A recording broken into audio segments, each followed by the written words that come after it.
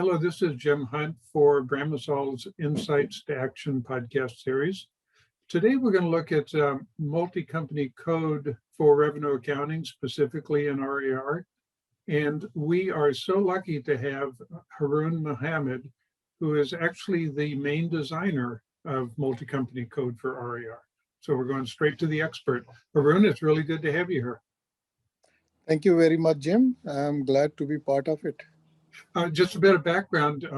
As I said, Haroon is well known worldwide as the main designer of SAP RAR multi-code solution, as well as his expertise on ASC 606, accounting entries, finance, supply chain solutions. He's highly accomplished SAP professional, and he has a handy get well approach for troubled companies with complex SAP projects.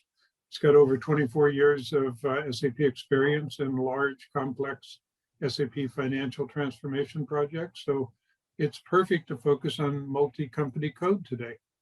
So maybe starting off, Haroon, if you could start with kind of an overview of what are multi-company code transactions.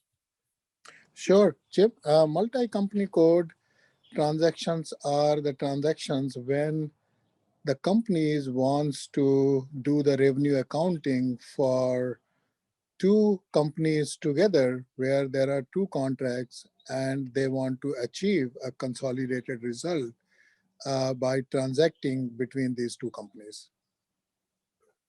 Why do companies need multi-code transactions in revenue accounting? What's the benefit to them?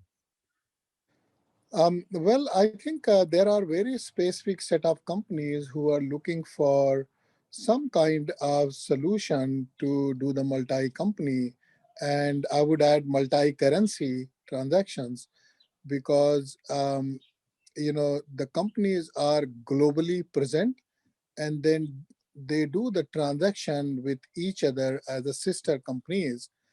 And right now, there is no way to capture the result very accurately when it comes to revenue accounting.